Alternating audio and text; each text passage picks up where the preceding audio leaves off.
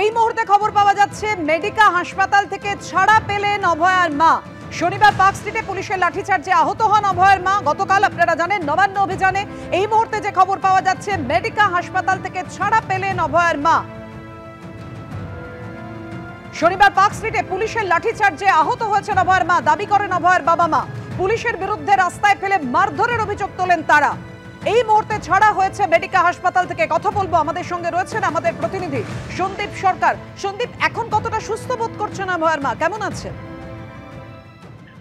দেখো, হাসপাতালের তরফে তাদেরকে যেটা বলা হয়েছে যে তাদের এই মুহূর্তে হাসপাতালে থাকার প্রয়োজন নেই, চিকিৎসার প্রয়োজন নেই। বেশ কিছু সময় হাসপাতালে পর্যবেক্ষণে রাখা হয়েছিল তাদের। হাসপাতাল থেকে 2:30 নাগাদ ছেড়ে দেওয়া হয়েছে অভয়ার মাকে। তাকে বলা হয়েছে যে আবারও পরবর্তীতে স্নায়ুরোগ বিশেষজ্ঞদের দেখিয়ে তাদের থেকে পরামর্শ নিয়ে নিতে। আপাতত তিনি ভালো রয়েছেন, তাই হাসপাতাল থেকে তাকে বাড়িতে নিয়ে যাওয়া হচ্ছে। একটি অ্যাম্বুলেন্সের বন্দোবস্ত করা হয়েছে। অ্যাম্বুলেন্সে করে তার বাবা এবং পরিবারের আরো কয়েকজন রয়েছেন, তারা তার অভয়ার মাকে নিয়ে তাদের বাড়ির পথে রওনা হয়েছেন। হাসপাতালের বিরুদ্ধে অভিযোগ উঠেছিল, অভিযোগ অভয়ার পরিবার তুলেছিল যে রাজনৈতিক চাপে হাসপাতাল তাদের ভর্তি নেয়নি। যদিও হাসপাতালে যখন তাকে নিয়ে আসা হয় শনিবার বিকেলে, তাকে 2 দিনের জন্য পর্যবেক্ষণে রাখা হবে, ভর্তি রাখা হবে, এমন কথা শুরুতে বলা হয়েছিল। যদিও এ বিষয়ে হাসপাতালের তরফে কোনো রকম প্রতিক্রিয়া পাওয়া যায়নি, তারা এ বিষয়ে কোনো রকম মন্তব্য করতে চাননি।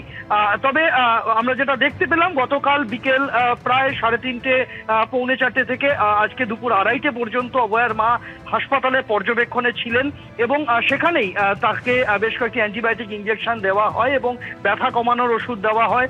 কপালের যে জায়গাটায় আঘাত লেগেছিল, যে জায়গাটা ফুলে গিয়েছিল, সেই ফোলাভাব অনেকটা কমেছে এবং শরীরের মূলত পিঠের দিকে বেশ কয়েকটি ছড়ে যাওয়ার রয়েছে, তার জন্য প্রয়োজনীয় চিকিৎসা হয়েছে, এমনটাই অভয়ার পরিবারের তরফ থেকে জানানো হচ্ছে। এবং আজকে তাদের প্রথমে তারা পরিকল্পনা নিয়েছিলেন যে তারা আমাদের কল্যাণী এমস হাসপাতালে নিয়ে যেতে পারেন, কিন্তু প্রতিটি সিদ্ধান্ত পরিবর্তন করা হয় পরিবারের তরফে এবং সিদ্ধান্ত নেওয়া হয় যে হাসপাতালে নয়, বাড়িতেই যাবেন তারা। সেই মতো আজকে দুপুর 2:30-এর পর তাকে হাসপাতাল থেকে বের করা হয়েছে। এই মুহূর্তে বাড়ির পথে রয়েছেন অভয়ার মা। ধন্যবাদ তোমায়। 1 বছরেও বিচার মেলেনি, রাস্তায় নামতে হয়েছিল অভয়ার মা বাবাকে।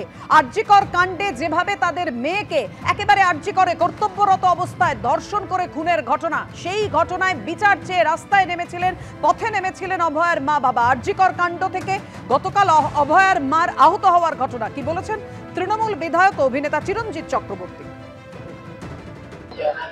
কে করেছে তো বোঝা যাচ্ছে, বোঝা যাক, জানা যাক, তারপরে বলা যাবে।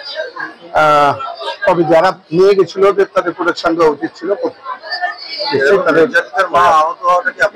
বিজেপি নিয়ে গেছিল, বিজেপি ঘিরে ছিল, সেই ঘেরাটা প্রপার হয়নি, বুঝতে পারছি।